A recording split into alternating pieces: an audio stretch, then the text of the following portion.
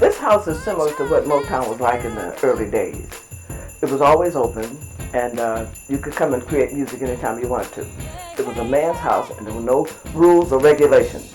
It was open 24 hours a day, 7 days a week, and very encouraged people, but he could look at you and tell whether you were talented or not.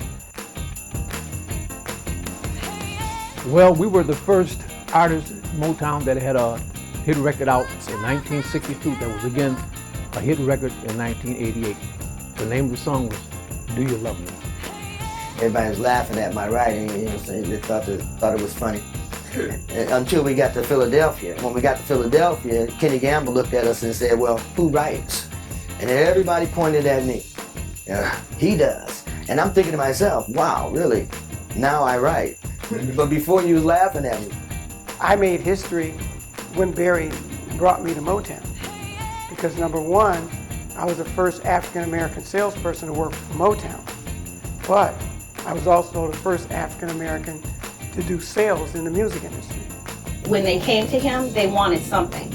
You know, they wanted him to help them with their career. They wanted him to help them get a CD, to, you know, introduce them to people, et cetera, et cetera, et cetera. I didn't want anything.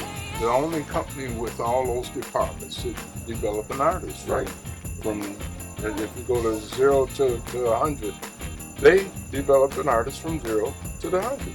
Well, like he said, you bring Paul Reiser and it changed the whole dynamic because Paul adds all the strings and horns, and Barrett would, he would tell Paul, do his, you know, do what he do, you know, and Paul was going to take it to the next level. Just as how Paul is. Right. And Paul heard things because Paul was a trombonist, you know, himself, you know, but I don't know if he really knew how good he was as far as a arranger until he got to Motown, because he did some things that were phenomenal. I could not believe what he did. When I heard Mick Jagger and Dave Bowie sing Dancing in the Street, I was pleased because we had done Ready, Steady, Go in England when we were very young in our first beginning. And they remembered me